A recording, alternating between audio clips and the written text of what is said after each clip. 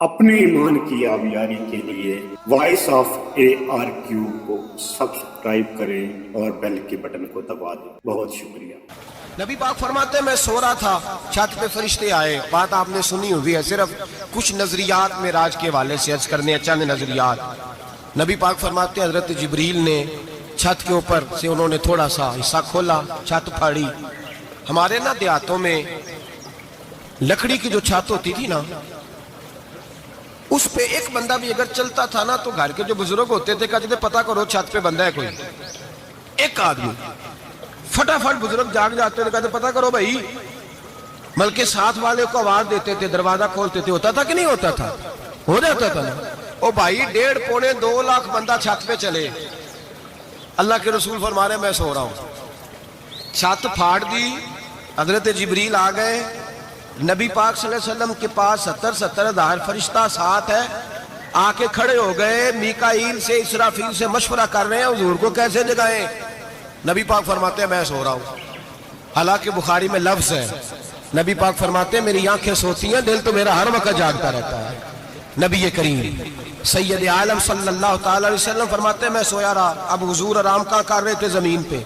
आराम कहाँ कर रहे थे? हुजूर अलैहिस्सलाम जमीन पे आराम कर रहे थे। जनाब जिब्रील झुके।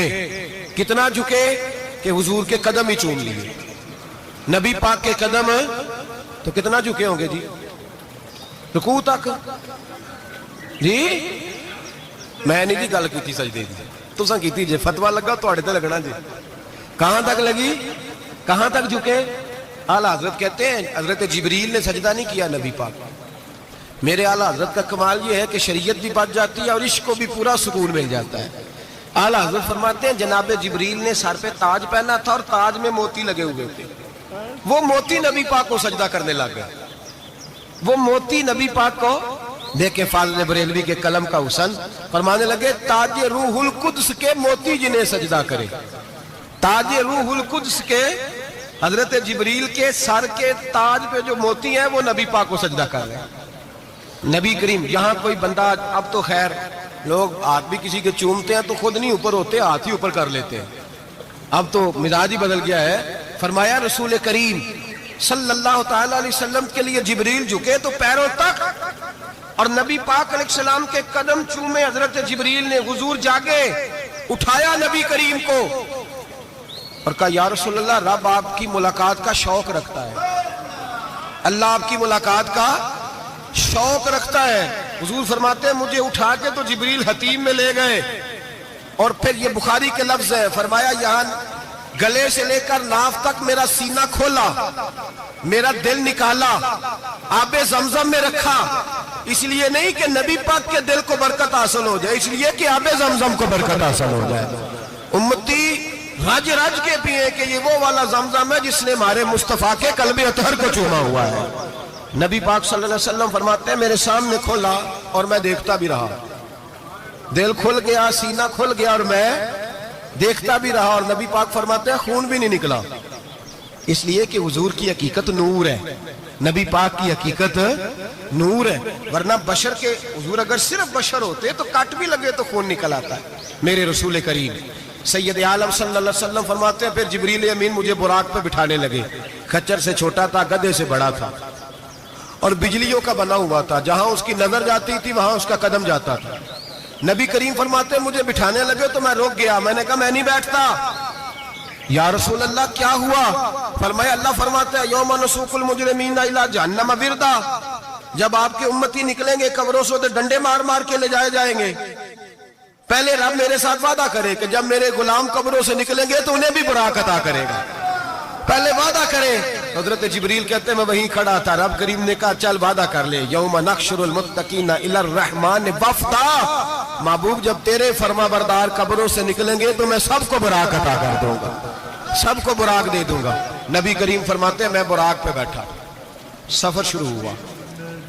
नबी रहमत अलैहिस्सलाम फरमाते हैं मैं गुजरा। ये बात आपने सुनी हुई है पर बयान करनी भी बड़ी जरूरी है। मररतु अलल मूसा फहुव युसल्ली फी कब्रिही, रवाहु मुस्लिम। ओ खुदा के बंदो, अल्लाह तबारक व तआला हिदायत का नूर दे। कहां बैठ के कुरान और सुन्नत पढ़ते हो? क्यों नहीं अकीदे को समझते? نبی کریم علیہ السلام نے فرمایا میں معراج کی رات گزرا، یہ سنی کان کھول کے سنے، دل کھول کے، صحیح مسلم کی حدیث، فرمایا میں معراج کی رات گزرا تو حضرت موسیٰ اپنی قبر میں کھڑے ہو کے نماز پڑھ رہے تھے۔ حضرت موسیٰ اگر زندہ ہے تو جو موسیٰ کے بھی امام ہے، جو جناب موسیٰ کے بھی ایسے ہی فٹافٹ، ہم پہ تو کسی کا روب طاری نہیں ہوتا، اتنی موٹی جلدیں لوگ کتابوں کی دے جاتے ہیں، کہتے ہیں پڑھو جی کی لکھے ہے، میں کہ اصل میں اس کے دل میں پیار نہیں، اس نے صرف محمد لکھ کے صلی اللہ علیہ وسلم لکھا ہے، یہ تھوڑی دیر بیٹھتا بریلی کے امام کے پاس تو اسے بتاتے ہیں حضرت محمد نے لکھنا چاہیے امام الانبیاء، سرور کون و مکان، تاجدار حالات محمد مصطفیٰ صلی اللہ، تمہیں تو نام نہیں ڈھنگ سے لکھنا آتا، تم مصطفیٰ کی بات کیا کرو گے، تمہیں کیا خبر، میلاد کی بات آئے تو جائز نہیں، معراج کی بات آئے تو کہتے ہیں خواب میں ہوئی تھی، کیا بغض ہے، رٹا کیا ہے۔ اعلیٰ حضرت فرماتا ہے کھائے تجھ کو تپے سکر، تیرے دل میں کس سے بخار ہے، حضور کی شان کی بات آتی ہے تو اڑ جاتا ہے۔ ابو بکر صدیق سے پوچھ، ابو جہل نے آ کے کہا تیرا رسول کہتا ہے میں 18,000 سال کا سفر 1 منٹ میں طے کر آیا ہوں، زمین جنت دوزخ ہر شے دیکھ آیا، ابو جہل کہہ رہا ہے۔ ابو بکر صدیق فرمانے لگے اگر محمد عربی نے کہا تو آ کر سچی کہا ہے، اگر رسول اللہ نے کہا ہے تو آ کر ماننے والا، عقیدہ بنا ماننے والا۔ ایسے لوگ سڑک پہ بیٹھ کے بات کر دیتے ہیں اور فٹافٹ سنی بھی مسئلہ پوچھنے آ جاتا ہے، کہتا ہے جی وہ فلانا مولوی کا، وہ کون ہوتا ہے، کون ہے وہ، کس کی بات کر رہے ہو، بات کرنی ہے تو ابو بکر صدیق کی کرو، عثمان غنی کی کرو، مولا علی کی کرو، انس بن مالک کی کرو، طلحہ اور زبیر کی کرو۔ ہم کسی دائیں بائیں والے شخص کی بات نہ کرتے ہیں نہ سنتے، ہم پہ نہیں کسی بندے کا روب طاری ہوتا، ہم کہ چل دوڑ جا، ہم تجھے کیا سمجھتے ہیں، ہم تو سمجھتے ہیں اس کو جس کی بات سے رسول اللہ کی پیار کی خوشبو آتی ہے، جس کے نظریات کی خوشبو آتی ہے۔ ایک شخص مجھے آگے کہنے لگا جی نبی پاک کو غیب تھا، میں کہا چپ کر ہے، گل صحیح طریقے نال کر، تو کہہ کہ آقا و مولا دو عالم صلی اللہ علیہ وسلم کو فلاں بات کا پتہ تھا، یہ لفظوں کا تو پہلے حسن سیکھ لے، تجھے پتہ ہی نہیں، بات کرنے کا تجھے طریقہ ہی نہیں، کس طرح ہم تیری بات سنیں، ہم مناسب ہی نہیں سمجھتے تیرے جیسے آدمی کی بات سننا۔ تو بھائی نظریات پختہ کریں، سنیں معراج میرے رسول پاک، سنیں نبی پاک کا معراج۔ حضور فرماتے ہیں قبر میں جناب موسیٰ کھڑے ہو کے، اور آگے سنیں حضور فرماتے ہیں مسجد اقصیٰ میں گیا تو موسیٰ وہاں بھی موجود تھے، یہ بھی بخاری ہے، حضرت موسیٰ وہاں بھی، فرماتے ہیں میں چھٹے آسمان پہ گیا تو موسیٰ وہاں بھی موجود تھے۔ دسو کتے نے، حضرت موسیٰ قبر میں تھے کہ مسجد اقصیٰ میں، لو کڈو مسئلہ، کتے سن قبر میں تھے کہ نہیں، قبر خالی جدو نکلے نہیں، پچھو خالی، قبر میں تھے کہ نہیں، مسجد اقصیٰ میں، چھٹے آسمان پہ۔ عجیب مات ماری گئی ہے، کہتے ہیں جی اگر نبی پاک روضے میں ہے تو یہاں کیسے دیکھتے ہیں، یہاں دیکھتے ہیں تو وہاں کیسے دیکھتے ہیں۔ ہم کہتے ہیں حضرت موسیٰ جن کا کلمہ پڑھنے کے لیے منت کرے رب کی بارگاہ میں کہ مجھے غلام بنا لے اپنے مصطفیٰ کا، یہ شال ہے ان کے غلاموں کی، تو سرکار کا عالم کیا ہوگا۔ حضور فرماتے ہیں پھر میں آگے بڑھا، مسجد اقصیٰ میں پہنچا، سارے نبی اکٹھے تھے، میں بھی پہنچ گیا۔ نبی پاک فرماتے ہیں حضرت جبریل نے اذان پڑھی، بڑا پیارا موضوع، اور یہ وہ والا موضوع ہے جس پہ اللہ بھی فرماتا ہے سبحان اللہ جی، کیا فرماتا ہے اللہ، کہنا ذرا، اور سب کا اپنا اپنا ذوق ہے نا۔ ہمارے استاد فرمایا کرتے تھے جب نبی پاک ساجد حج کے معراج کی رات چلے تو اللہ نے کہا سبحان اللہ، کیا فرمایا ہے، میں تو ان کا آنکھیں تھے نہیں اچھی آنکھوں پر، جتنے اللہ آنکھیں ہوتے تھے آنکھنا چاہیے نا، کیا کہا اللہ کریم نے، محبوبہ سبحان اللہ، سبحان الذی اسریٰ بعبدہ۔ نبی کریم صلی اللہ تعالی وسلم فرماتے ہیں مسجد اقصیٰ میں پہنچا، اور جب میں پہنچا نا سارے نبی بیٹھے تھے۔ حضور فرماتے ہیں جبریل امین نے نا اذان پڑھی تو میرے حاشیے پہ بھی نہیں تھا کہ میں جماعت کراؤں گا، یہاں لوگوں کو شوق ہوتا ہے نا آگے آگے، کہا میرے حاشیے میں بھی نہیں تھا کہ میں جماعت، میں تو پیچھے تھا، میرا دل تھا موسیٰ کرائیں گے، عیسیٰ کرائیں گے، ابراہیم خلیل اللہ کرائیں، یا حضرت آدم علیہ السلام سب کے باپ ہیں وہ کرائیں گے۔ فرماتے ہیں جب اقامت ہوئی تو حضرت جبریل نے میرا ہاتھ پکڑا، حضرت جبریل کہنے لگے یا رسول اللہ یہ جتنے پیچھے کھڑے ہیں ان کی بھی خواہش یہی ہے کہ آپ ہی جماعت کرائیں، اور اللہ کی رضا بھی یہی ہے کہ آپ ہی جماعت کرائیں۔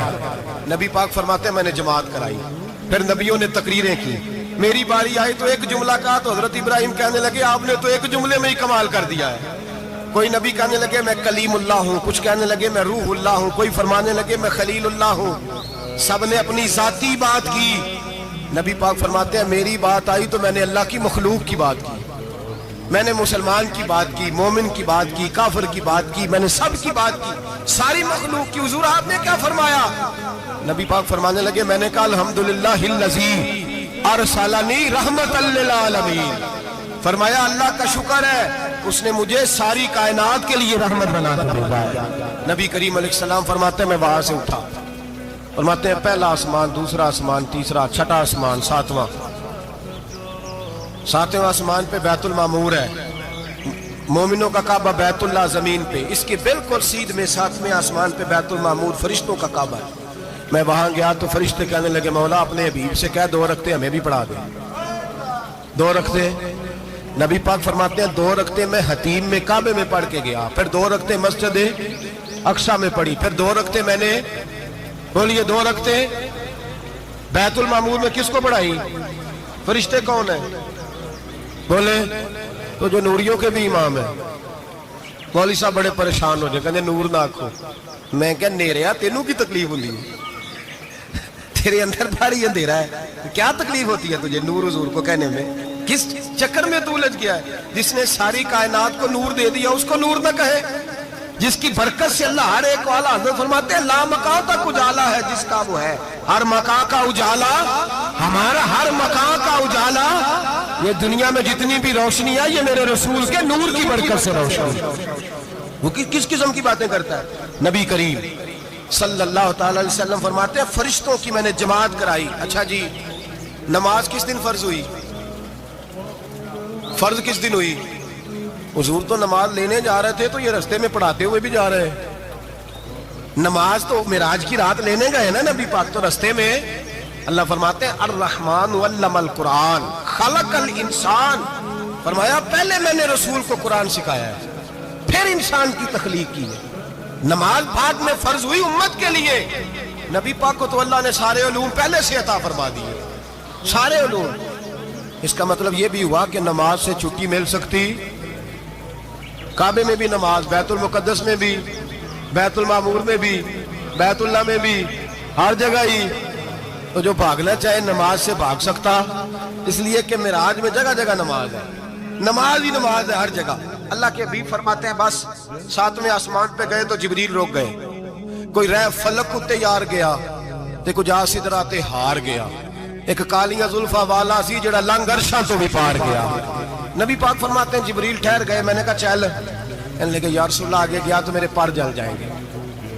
حالانکہ ملا رومی کہتے ہیں نہیں، اگر حضرت جبریل ساتھ جاتے تو کچھ بھی نہیں ہونا تھا، بلکہ جبریل کی موج لگ جانی تھی۔ اور ایک اور بات، جب یہاں حضور رکے نا تو نبی پاک نے فرمایا چل تو نہیں جاتا تو کوئی خواہش ہی بتا دے اپنی۔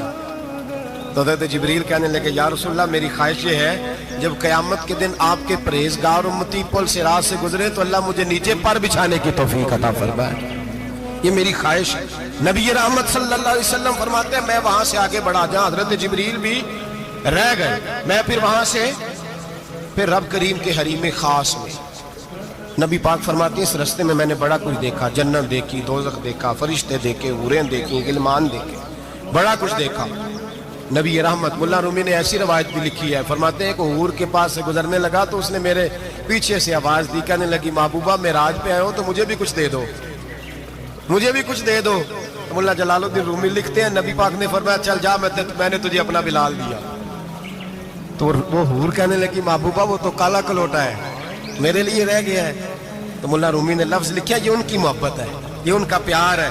فرماتے ہیں محبوب فرمانے لگے تو کالا کہہ رہی ہے، ابھی تو میں نے اس سے پوچھا نہیں، پتہ نہیں تجھے پسند بھی کرتا ہے کہ نہیں، تجھے قبول بھی کرتا ہے کہ نہیں، ابھی تو میں نے اس سے پوچھا ہی نہیں۔ فلک اچھا ہے کمر پہ نہ ہلال اچھا ہے، تیری نظر بھی نہ ہو تو دونوں سے بلال اچھا ہے۔ نبی پاک صلی اللہ علیہ وسلم فرماتے ہیں عمر میں نے تیرا گھر بھی دیکھا ہے، ابو بکر کا دیکھا، عثمان کا دیکھا، علی کا دیکھا، فرمایا پھر تیرا بھی دیکھا۔ باہر حور بیٹھی تھی، مکان بڑا پیارا تھا، میرا دل کرتا تھا اندر جاؤں، پر میں نے کہا عمر ذرا جلالی ہے، اس سے پوچھ کے ہی جانا چاہیے اس کے گھر میں، ذرا جلالی ہے۔ صحابہ کہتے ہیں فاروق اعظم چیخ مار کے روئے، کہنے لگے میں کہاں، میرے اس یہاں کی حقیقت کتنی، مجھ سے 100 لاکھ تو کافی ہے، اشارہ تیرا۔ یا رسول اللہ عمر کو اگر گھر ملے گا تو آپ کی قدموں کی برکت سے ملے گا۔ یا رسول اللہ اب یہ کیا فرما رہا؟ نبی پاک فرماتے ہیں میں بارگاہ خداوندی میں پہنچا، बारगाह खुदाबंदी में पहुंचा। अल्लाह ने फरमाया अभी मेरे लिए क्या लाए हो? मैंने कहा मौला वो लाया हूं जो तेरे पास कोई नहीं, जो तेरे पास कोई नहीं। रब करीम को सारा पता है, फिर भी पूछता है महबूब मेरे पास क्या नहीं? फरमाया तेरे पास आजिज़ी लेके आया हूं, तुझसे बड़ा कोई नहीं, तू किसके आगे आजिज़ी करेगा, सबसे बड़ा तू है, मैं आजिज़ी लाया हूं। तो कहा भी मांग ले। ओ भाई बच्चे बड़े प्यारे होते हैं, लोग जब हाथ उठाते हैं ना तो मैंने देखा है माँ बाप अपने लिए बाद में मांगते हैं, औलाद के लिए। और बिलखुसूस जो बेटी होती है ना, बेटी मेरी भी एक बेटी है, वो लिपट जाती है, कहती है साहब गए थे तो लाए क्या हो? पहले जाने से पहले वादा करना पड़ता है कि जाने दो कुछ लेके आएगा, और जब आए तो आते ही तलाशी देनी पड़ती है कि साहब क्या लाए। और भाइयों मेरा और आपका प्यार तो और तरह का है। दुनिया में अगर किसी ने बेटी से प्यार किया है तो मदीने वाले हबीब ने सैयदा फातिमा से किया है, हसन और हुसैन से किया है। इस प्यार को ना कोई तोल सका, ना कोई नाप सका, ना कोई भांप सका। मेराज की रात जब नबी पाक से रब करीम ने कहा कि बोलो महबूब क्या चाहिए, किसी कमजोर रवायत में भी नहीं मिलेगा कि नबी पाक ने कहा अल्लाह फातिमा के लिए कुछ दे, अल्लाह हसन हुसैन के लिए कुछ दे। उम्मती भूल जाता है, इसे ख्याल ही नहीं आता, ये सोचता है कैसे हुजूर की फरमाबरदारी करूं। मेरे नबी करीम अलैहिस्सलाम फरमाते हैं जब रब ने पूछा कि अभी कुछ मांग ले, ना हसन की बात, ना हुसैन की बात, ना फातिमा की बात, ना अली की बात, ना अबू बकर, ना उमर, ना उस्मान, ना तलहा बिलाल। नबी पाक ने कहा अल्लाह तू मेरे साथ गुनाहगारों की बात कर, ऐ अल्लाह तू गुनाहगारों की बात कर, ये भूल जाएंगे, भटक जाएंगे, ऐ अल्लाह गलतियां करेंगे, तू क्या करेगा? तो रब करीम ने कहा महबूब मैं तेरे साथ वादा करता हूं तेरी आधी उम्मत बगैर हिसाब किताब जन्नत में दाखिल कर दूंगा। नबी करीम ने फरमाया मौला नहीं, ये बात मुझे काबिल कबूल, ये भला किसकी बात हो रही है? बोले मेरी आंखों से अड़ी हुंदी पई है, किसकी बात हो रही है? आप खुशी नहीं हो रहे, आपकी बात हो रही है, आप राजी नहीं हो रहे। ये सबसे कीमती बात है, मेरे आपके चाहने वाले कब्र में छोड़ के लौट आएंगे, ये वाली बात काम आएगी जो मेराज की रात हुई है, ये बात काम आएगी कब्र में। इसको राजी होकर सुनो, दिल और आंखें खोलो। मेरे रसूल करीम सल्लल्लाहु ताला अलैहि वसल्लम फरमाते हैं या अल्लाह नहीं, ये बात मंजूर नहीं, अभी तू क्या चाहता है? तो कहा अल्लाह तू मुझे सिफारिश का हक अता कर, तू मुझे इजाजत दे, मैं कहता जाऊं तो माफ करते जाना। आधी वाली बात काबिल कबूल हुजूर कह सकते थे ना चलो आधी बख्शी गई भाई, आधी अच्छे अमल करे। फरमाया नहीं, मुझे हक़ शफाअत दे। नबी पाक फरमाते हैं मेरे रब ने मुझे सिफारिश का हक दिया है, मैं कयामत में सिफारिश करता जाऊंगा, अल्लाह मेरी उम्मत को जन्नत अता करता जाएगा। हुजूर वापस लौटे। मेरे आला हज़रत फरमाते हैं जाना इतना कमाल नहीं था जितना हुजूर का वापस आना कमाल है। यहां तो जन्नत देख के कोई वापस नहीं आता, यहाँ तो किसी अच्छी सोसाइटी में रहने वाला 4 दिन यहाँ गांव से जाके किसी बड़े मुल्क में रहने वाला कहता है जी मेरा नहीं यहाँ गुजारा, गर्मी बड़ी है, मेरा नहीं टाइम पास होता। नबी पाक रब के हरीमे खास में गए, आला हजरत फरमाते कमाल ये है कि हुजूर आ गए, कहने लगे अल्लाह मैंने जाना है इसलिए कि मेरा अबू बकर इंतजार कर रहा है, मेरा उमर इंतजार कर रहा है, उस्मान इंतजार में है, अली का तो दिन नहीं चढ़ता जब तक मेरा दीदार न करे, बिलाल का क्या बनेगा, सुहैब किधर जाएगा, वो सलमान जो कई 100 साल मेरा इंतजार करता रहा वो मेरे देखे बगैर किधर जाएगा। और वो जो तूने कहा वलो अन्नहुम ज़लमू अनफुसहुम जाऊ, जब अपनी जानों पे जुल्म कर ले तो तेरे मदीने हाजिर हो जाए, वो कयामत तक किधर जाएंगे वो सारे। ऐ अल्लाह मुझे जाना है, अपनी उम्मत के लिए जाना है। नबी पाक वापस लौटे और हुजूर ने फरमाया कि मुस्नद इमाम अहमद बिन हंबल में मौजूद है, नबी पाक ने फरमाया रही तो रब्बी भी अहसन सूरा, मैं रब देख के आया हूं और बड़ी प्यारी सूरत में देख के आया हूं। किसे देख के आया हूं? बोलिए, अल्लाह का नाम लेंगे अजर मिलेगा। किसको देख के आया हूं? बोलिए किसको? किसको जी? यहां भी परसों एक मजमून में देख रहा था, कहने लगा जी हुजूर ने मेराज की रात जिब्रील को देखा, अल्लाह को नहीं देखा। मैं कहा तू शदाई हो गया, मुझे एक बात का जवाब देना आप सुने। अगर नबी पाक ने अल्लाह को देखा हो तो मेरा आपका नुकसान है कोई इस बात में? वेलो तुसी नहीं ना बोले और मैं तुहानू खिलार के जे पूछा कि जेड़ा नुकसान है वो दसो, फिर की करोगे? भाई अगर नबी पाक ने अल्लाह को देखा तो उम्मत का फायदा के नुकसान। तो जेडे मौलवी एडी वड्डी किताब लिख छड़ी नहीं वेख्या नहीं वेख्या, उन्होंने भी कदी पूछ लिया करो भी तेनू की मुसीबत बनी है लागे, तेनू की वक्त बने है लागे, अजीब तू अजीब नस्ल का तू जानवर है। भाई नबी पाक ने देखा अल्लाह को, तुझे क्या तकलीफ है? कहता नहीं देखा। मैं कहा तू नाल से इनू की पता होवे चलिया, अजीब तू इंसान है।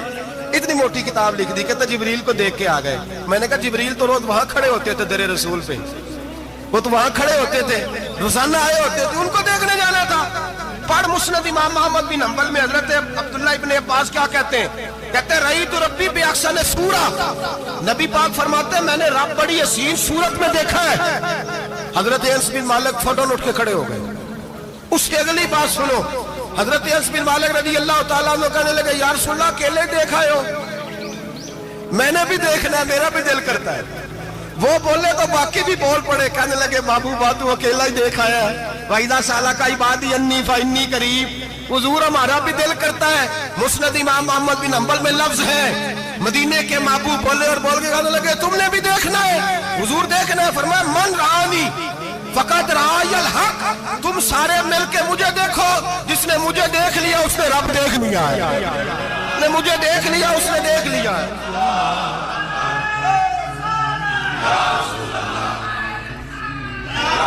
मुझे देखो, फरमाया इधर देखो। अब बड़ी शान वाला, बड़ी शान वाला, बड़ी शान नबी करीम सल्लल्लाहु अलैहि वसल्लम ने। और फिर बरेली के इमाम बोले, कहने लगे बाखुदा खुदा का यही है घर, नहीं और कोई मफर मकर, जो वहां से हो यही आते हो, जो यहाँ नहीं तो, जो यहाँ नहीं तो वहां नहीं, जो यहाँ नहीं तो, जो यहाँ कबूल नहीं वहां भी काबिल कबूल। फरमाया तुम मुझे देखो ना, जिसे मुझे देख लिया उसने रब देख लिया, मुझे देखो जिसने देखना है मेरे हबीब करीम अलैहिस्सलाम। फरमाते हैं जब मैं रब से मिला तो अल्लाह ने अपना दस्ते मुबारक मेरी पुश्त पे रखा। सियासता तिरमिजी शरीफ तंजने मेरी कांड दे पीर दा हाथ थे, मुर्शद दा हाथ थे। नबी पाक फरमाते हैं मेरी पुश्त पे अल्लाह का हाथ है। रब करीम ने मेरे कंधों के दरमियान हाथ रखा और मैंने ठंडक दिल में महसूस की। फ़अलिमतु मा फिस समावाति व मा फिल अर्द, हुजूर फरमाते हैं फिर मैंने जान लिया जो कुछ जमीनों में था उसका इल्म भी आ गया, जो आसमानों में था उसका इल्म भी।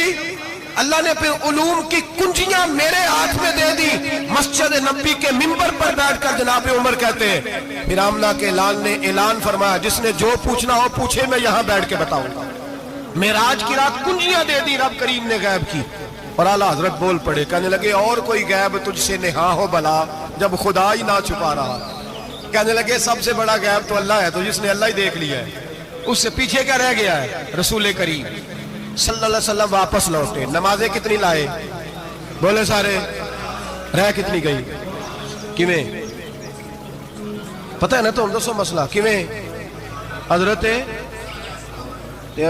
मूसा ने मदद की थी, गैरुल्लाह दी मदद ते बंदा काफर हो जाता है।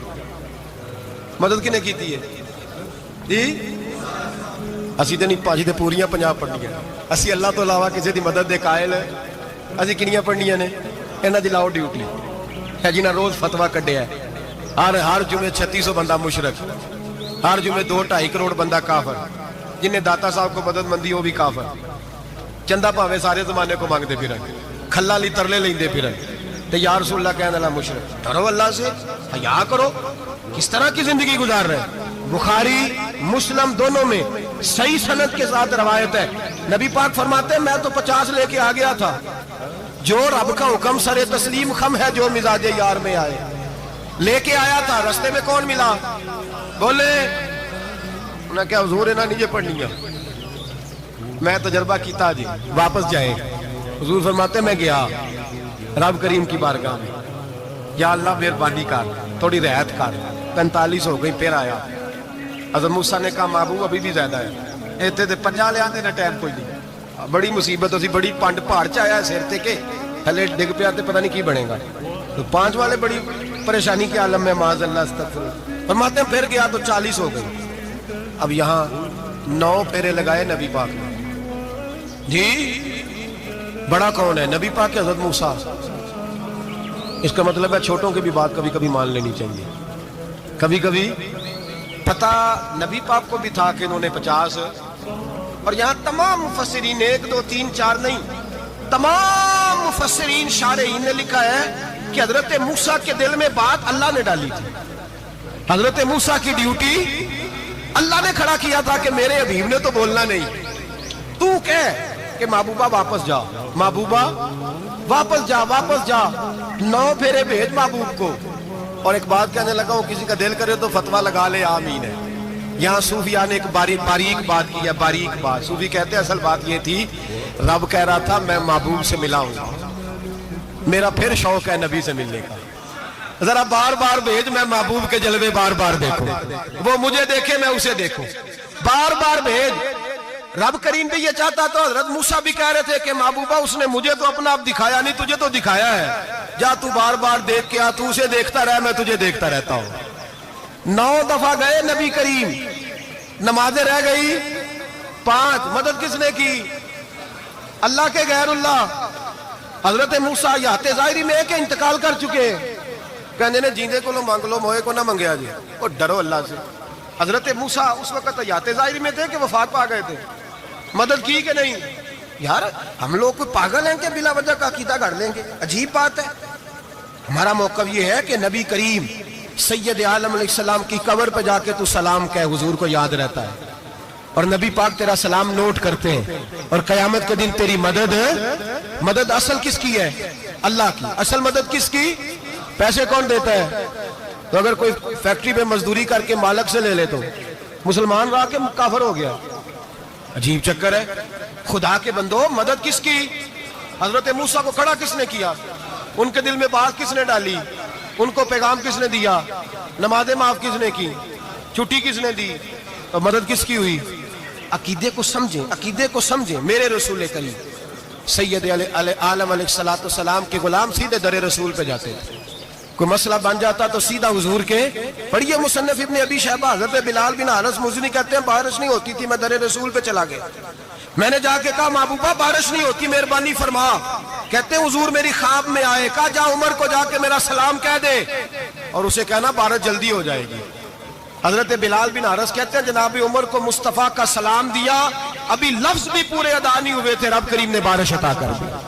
عقائد اور نظریات کو سمجھیں، غور کریں، عقیدہ مضبوط رکھیں۔ اے شہنشاہ مدینہ الصلاۃ والسلام، زینت عرش معلی الصلاۃ والسلام، رب حبلی امتی کہتے ہوئے پیدا ہوئے، حق نے فرمایا کہ بخشا الصلاۃ والسلام، اور میں وہ سنی ہوں جمیل قادری مرنے کے بعد میرا لاشا بھی کہے گا الصلاۃ والسلام، میرا لاشا بھی کہے گا الصلاۃ والسلام۔ رسول کریم سید عالم صلی اللہ علیہ وسلم کے ساتھ ہمارا ایمان کا رشتہ ہے، ہمارا، اور قسم اللہ کی عزت کی، بخاری مسلم میں حضرت انس بن مالک کا عقیدہ ہے۔ حضرت انس بن مالک فرماتے ہیں لوگ نمازوں کا حساب کریں گے قیامت کے دن، لوگ زکاتوں کا حساب کریں گے، لوگ حج اکٹھے کریں گے، صدقے اکٹھے کریں گے۔ جناب انس فرماتے ہیں میں تو قیامت کے دن اپنے رسول کو تلاش کروں گا، میں نبی پاک کو تلاش۔ بخاری مسلم ہے، یا رسول اللہ کہاں ڈھونڈوں؟ فرمایا جا حوض کوثر پہ، نہیں تو پل صراط پہ، نہیں تو میزان عمل پہ۔ فرمایا میں تو میزان محشر میں حضور کو ڈھونڈوں گا، ہر نظر کانپ اٹھے گی محشر کے دن، خوف سے ہر کلیجہ دہل جائے گا، اوڑھ کر کالی کملی وہ آ جائیں گے، سارے محشر کا نقشہ بدل جائے گا۔ کہ نوح علیہ السلام نے جب اپنی قوم کو توحید کی دعوت دی اور انکار پر عذاب الہی سے ڈرایا تو قوم کے سرداروں نے ان سے کہا، بھلا کیا کہا؟ کہنے لگے آپ تو ہم جیسے بشر ہیں، تو ہماری طرح ہی ہیں آپ، اور آپ کے پیروکار پسماندہ یعنی غریب لوگ ہیں اور کم عقل لوگ ہیں، ہماری رائے میں آپ کو معاذ اللہ ہم پر کوئی فضیلت حاصل نہیں، بلکہ معاذ اللہ ثم معاذ اللہ۔ کہنے لگے آپ تو جھوٹے ہیں، اللہ کے نبی کو کہہ رہے ہیں معاذ اللہ، استغفر اللہ۔ نوح علیہ السلام نے جواب دیا کہ میں اپنے رب کی جانب سے واضح دلیل رکھتا ہوں اور اس نے مجھے رحمت سے نوازا ہے، لیکن تم میرے مقام کو سمجھنے کی صلاحیت نہیں رکھتے، تم اتنی صلاحیت رکھتے نہیں ہو۔ اور پھر ارشاد فرمایا کہ میں تم سے دعوت حق کے صلے میں کسی اجر کا طلبگار نہیں ہوں، اور نہ ہی میں اہل ایمان کو اپنے پاس سے دھتکارنے والا ہوں، اور میں نے یہ دعویٰ بھی نہیں کیا کہ میرے پاس اللہ کے خزانے ہیں، اور نہ میں از خود غیب جاننے والا ہوں، اور نہ ہی میں یہ کہتا ہوں کہ میں فرشتہ ہوں، نہ میں یہ کہتا ہوں کہ جن لوگوں کو تم اپنی نظروں میں حقیر جانتے ہو اللہ انہیں خیر سے نہیں نوازے گا۔ فرمایا یہ ٹھیک ہے کہ اللہ بشروں میں سے رسول بناتا ہے، پر جسے بناتا ہے پھر اسے بڑی شانیں عطا فرماتا ہے۔ پہلے دن سے انسان کا یہ مسئلہ ہے، پہلے دن سے انسان کا یہ مسئلہ ہے کہ وہ کہتا ہے میں انسان سے ہدایت حاصل کروں، لیکن رب نے بھی قانون بنایا ہے کہ اللہ تبارک و تعالیٰ بندے پر ہی وحی فرماتا ہے۔ فرشتوں اور جنوں کو اللہ نے اس منصب کے لیے منتخب نہیں فرمایا۔ قوم نوح نے کہا کہ آپ نے ہم سے بہت بحث کی معاذ اللہ، پس جس عذاب سے آپ ہمیں ڈرا رہے ہیں وہ لے آئیے۔ تو نوح علیہ السلام نے کہا کہ اللہ چاہے گا تو تم پر عذاب بھی آ جائے گا۔ آیت نمبر 37 سے 47 میں بتایا کہ اللہ تعالیٰ کی طرف سے نوح علیہ السلام کو حکم ہوا کہ ہماری نگرانی میں اور ہماری وحی کے مطابق آپ کشتی بنائیے، اور ظالموں کے بارے میں ہم سے کوئی بات نہ کریں۔ حضرت نوح کی خواہش تھی کہ یا اللہ انہیں بھی معاف کر دیں، فرمایا یہ ظالم ہے تو میرے نبی ان کے بارے میں مجھ سے کوئی بات نہ کریں، وہ ضرور غرق ہو جائیں گے۔ پھر وہ کشتی بنانے لگے، اور جب ان کی قوم کے سردار ان کے پاس سے گزرتے تو ان کا مذاق اڑاتے۔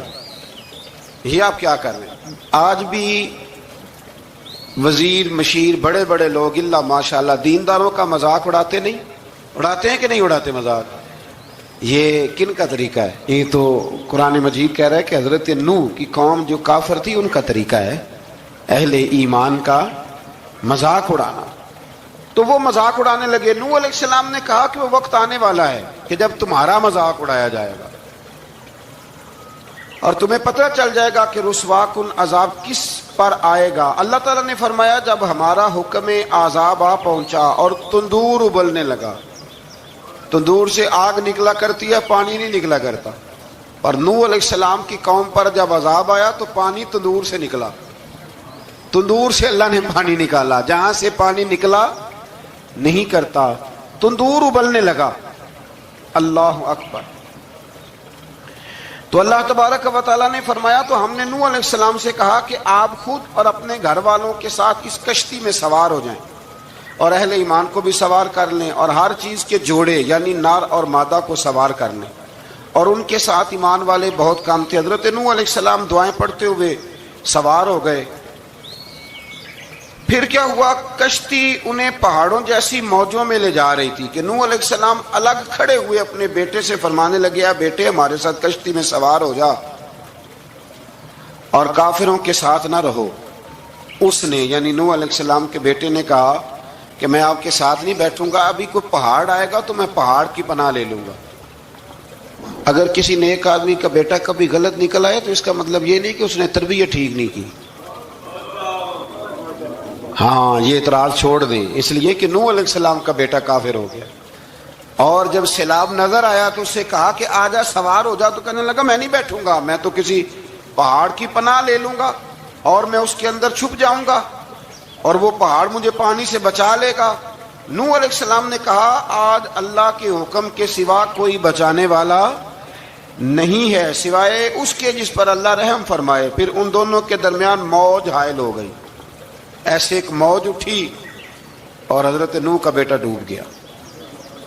اور جب حضرت نوح کا بیٹا ڈوبا اللہ کی طرف سے حکم ہوا اے زمین اپنا پانی نگل لے، اے آسمان تھم جا، پانی خوش ہو گیا، اللہ کا فیصلہ نافذ ہو گیا اور کشتی کوہ جودی پر ٹھہر گئی۔ نوح علیہ السلام نے اللہ سے التجا کی کہ میرے پروردگار میرا بیٹا اور میرے اہل سے ہے اور تیرا وعدہ سچا ہے کہ تم میرے اہل کو بچا لے گا۔ اللہ نے فرمایا نوح وہ آپ کے اہل میں سے ہے ہی نہیں، وہ آپ کے اہل میں سے ہے ہی نہیں۔ اہل میں سے وہ ہوگا جو آپ کے طریقے پہ چلے گا، جو طریقے پہ نہ چلے وہ نسل میں سے ہے ہی نہیں، وہ ختم ہو گئی بات۔ اللہ اکبر۔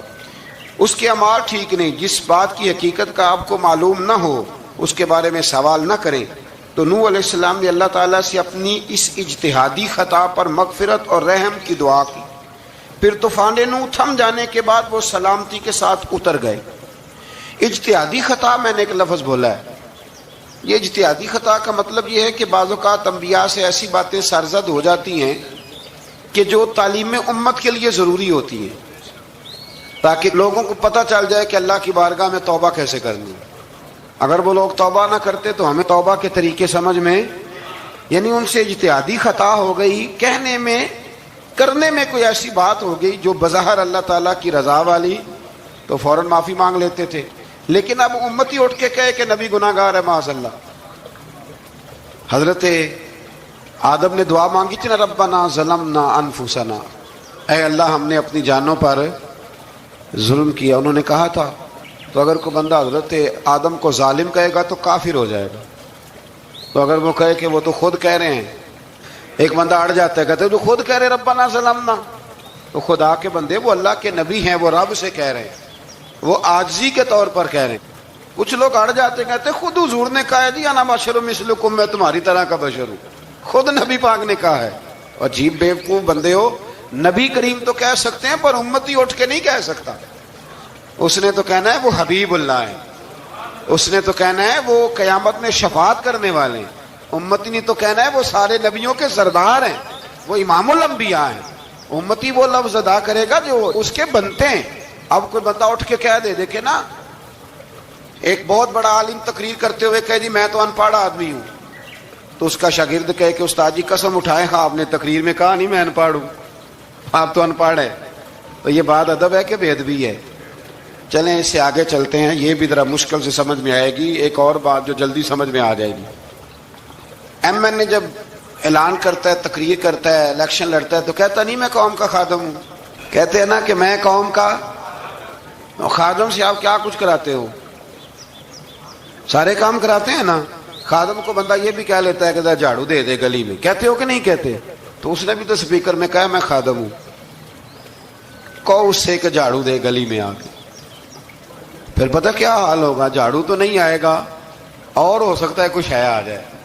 تو اس لیے اب کوئی بندہ کہے جی انہوں نے خود کہا ہے، تو ایک کچھ پوری جماعت ہے لوگوں کی جو بات کو سمجھتی نہیں، کہتے ہیں خود کہا ہے میں بشر ہوں، انہوں نے خود کہا میں غیب نہیں جانتا، انہوں نے خود کہا میرے پاس خزانہ کوئی نہیں، انہوں نے خود کہا میرے پاس کوئی شے نہیں۔ تو اس لیے آپ سمجھیں کسی کے لفظوں پر اگر آپ گرا لگا کے بیٹھیں گے تو پھر اس سے بے ادبی ہوگی۔ تو نوح علیہ السلام نے اللہ سے اپنی اجتہادی خطا کی معافی مانگی۔ اب حضرت نوح کو کوئی خطا کار کہے گا تو بہت بڑا مجرم بن جائے گا، اس لیے کہ وہ اللہ کے نبی ہیں۔ آیت نمبر 50 میں قوم عاد کا ذکر ہے اور ان کی طرف دعوت توحید دینے کے لیے اللہ تعالیٰ نے حضرت ہود علیہ السلام کو بھیجا۔ ہود علیہ السلام نے قوم سے کہا کہ میں تم سے کسی چیز کا اجر طلب نہیں کروں گا، میرا اجر میرے اللہ کی بارگاہ میں ہے، پاس تم اپنے رب سے بخشش مانگو، پھر اس کی بارگاہ میں توبہ کرو، اللہ تعالیٰ تم پر موسلا دار بارش برسائے گا اور تمہاری قوت میں اضافہ فرمائے گا۔ قوم عاد نے دعوت حق کو رد کیا اور ایمان نہ لائے، بلکہ ہود علیہ السلام پر طنز کیا۔ وہ کہنے لگے کہ ہمارے تو معبودوں نے، ہمارے بتوں نے معاذ اللہ آپ کو پاگل بنا دیا ہے، آپ کو مجنون بنا دیا ہے، الٹا حضرت ہود کو کہنے لگے، اس لیے آپ ایسی باتیں کرتے ہیں۔ ہود علیہ السلام نے کہا میں اللہ کو گواہ بناتا ہوں اور تم بھی گواہ رہنا کہ میں تمہارے شرک سے بری ہوں اور میں اللہ پر توکل کرتا ہوں اور میں نے رسالت کا حق ادا کر دیا ہے۔ آیت نمبر 58 میں اللہ تعالیٰ نے فرمایا جب ہمارے عذاب کا وقت آ گیا تو ہم نے اپنی رحمت سے ہود اور ان کے ساتھ مومنوں کو نجات عطا کی۔ قوم عاد نے اللہ کی نشانیاں اور رسولوں کو جھٹلایا اور دنیا اور آخرت میں لعنت کے حقدار ہوئے۔ آیت نمبر 61 میں پھر سے حضرت صالح علیہ السلام اور ان کی قوم سمود کے حالات کو بیان کیا گیا۔ حضرت صالح نے کہا ہے میری قوم اللہ وحدہ لا شریک کی عبادت کرو، اس سے بخشش طلب کرو، اس کی بارگاہ میں توبہ کرو، اس نے تمہیں زمین سے پیدا کیا ہے، اس پر آباد کیا ہے۔ جواب دیا ہے صالح ہمارے آباء و اجداد کے معبودوں کی عبادت کو روکنے سے پہلے ہمیں آپ سے بڑی امیدیں تھیں اور اب آپ ہمیں روکنے لگ گئے ہیں باپ دادا کے دین سے، لیکن اب ہمیں آپ کی دعوت کے بارے میں شکوک ہیں۔ صالح علیہ السلام نے اپنی قوم سے کہا کہ یہ اللہ کی اونٹنی ہے اور یہ تمہارے لیے نشانی ہے، اسے چرنے کے لیے آزاد چھوڑ دو اور اسے تکلیف نہ دینا، اللہ اکبر، ورنہ تمہیں عذاب پہنچے گا۔ انہوں نے اونٹنی کی کونچیں کاٹ ڈالی۔ صالح علیہ السلام نے کہا تم صرف 3 دن اپنے گھروں میں مزے اٹھا لو، 3 دن، پھر اللہ کا یقینی عذاب آئے گا۔ پھر ایک چنگاڑ نے ان کو آ دبوچا، وہ اپنے گھروں میں گھٹنوں کے بل اوندے پڑے رہ گئے۔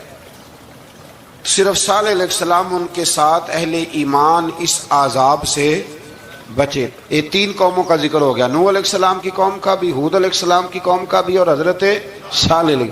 آگے اللہ تبارک و تعالیٰ نے آیت نمبر 69 میں اس بات کا بیان فرمایا کہ حضرت ابراہیم علیہ السلام کے پاس فرشتے بشری شکل میں آئے، انسانی شکل میں. انہوں نے اجنبی مہمانوں کے لیے بچڑے کا بھونا ہوا گوشت تیار کرایا. آپ یقین کریں کچھ باتیں لوگ ایسی بیان کرتے ہیں کہ جن کو نہ سن کے بندے کا دل کرتا ہے کہ اس بندے کو بتائیں کہ یار یہاں تو دین سارا پڑھ. ایک صاحب مجھے کہنے لگے جی میں ایک پیر صاحب کے پاس گیا تھا تو بڑی مرغن غذائیں تھیں، انہوں نے میری بڑی خدمت کی پر مجھے نہیں اچھا لگا، پیروں کو چاہیے سادی روٹی رکھیں. میں کہ تو پیراں واسطے لسٹ بنا خاں انہوں نے کس طرح کا ہونا چاہیے. یہ بہت بڑی مصیبت ہے. اگر آپ سادہ کھانا کھلا دیں تب بھی اعتراض ہے، اچھا کھلا دیں کہنے رولا ہے کوئی پیر چوکھے مالدار میں، دونوں طرف سے مسئلہ. تو کہنے لگا جی نہیں پیروں کا کیا کام ہے، وہ کڑائیاں اور وہ سارے. تو پھر میں نے انہیں کہا کہ آپ اس طرح کریں گھر جا کے نا تو 12ویں سپارے کی تلاوت کریں. حضرت ابراہیم نے اپنے مہمانوں کے لیے بھونا ہوا کھانا تیار فرمایا تھا. تو آپ کیا کہیں گے کہ حضرت ابراہیم درویش نہیں تھے؟ عجیب بات ہے بھائی، آپ ہر بات میں اڑ جاتے ہیں. دین ہم نے وہ لینا ہے جو اللہ کا قرآن ہمیں دیتا ہے اور رسول اللہ کی حدیث ہمیں دیتی ہے. جب انہوں نے دیکھا کہ مہمان کھانے کی طرف ہاتھ نہیں بڑھا رہے تو ان کو ڈر محسوس ہوا. حضرت ابراہیم کو فرشتوں نے کہا کہ ہمیں قوم لوط علیہ السلام کے عذاب کے لیے بھیجا گیا ہے. حضرت ابراہیم کی بیوی کھڑی تھی، اس پر وہ مسکرائیں تو فرشتوں نے اللہ کی طرف سے انہیں حضرت اسحاق علیہ السلام اور اس کے بعد حضرت یعقوب علیہ السلام کی بشارت عطا. اسحاق علیہ السلام حضرت ابراہیم کے بیٹے ہیں اور یعقوب علیہ السلام پوتے ہیں، اور یعقوب علیہ السلام کے بیٹے یوسف علیہ السلام. ہاں اللہ اگر چاہے تو 7 نسلوں میں نبوت رکھ دیتا ہے اگر اس کی منشا ہو. تو حضرت یعقوب کی بشارت دی. انہوں نے حیرت سے کہا کہ ہم دونوں میاں بیوی تو بوڑھے ہیں، اس عمر میں اولاد کیسے ہوگی؟ تو فرشتوں نے جواب دیا اے ابراہیم کے گھر والو، تم پر اللہ کی رحمتیں اور برکتیں ہوں. اللہ کی قدرت پر تمہیں کیوں تعجب ہے؟ اللہ فرماتا ہے کہ بیٹے کی بشارت سن کر ابراہیم کا خوف دور ہو گیا اور پھر وہ قوم لوط کے بارے میں گفتگو کرنے لگے. ابراہیم بہت بردبار، اللہ سے آہوزاری کرنے والے اور اس کی طرف رجوع کرنے والے تھے. اللہ تعالیٰ نے حضرت ابراہیم علیہ السلام کو فرمایا اے ابراہیم اس گزارش سے آپ گریزاں رہیں، اس کا یقینی فیصلہ ہو چکا ہے اور ان پر نہ ٹلنے والا عذاب نازل ہو کے رہے گا. وہ کیا گناہ کرتے تھے؟ لوط علیہ السلام کی قوم میں میں نے بتایا تھا مرد مردوں سے بدفعلی کرتے. تو حضرت ابراہیم نے بھی عرض کی، بار بار گزارش کی، بحث کی کہ اللہ مہربانی فرما ان کا عذاب. آپ دیکھیں نبیوں کے حوصلے کتنے بڑے ہیں. قومیں تنگ کرتی ہیں اور طرح طرح کی باتیں کرتی ہیں اور پیغمبر پھر بھی کہتے ہیں یا اللہ مہربانی فرما، اے اللہ ان سے عذاب.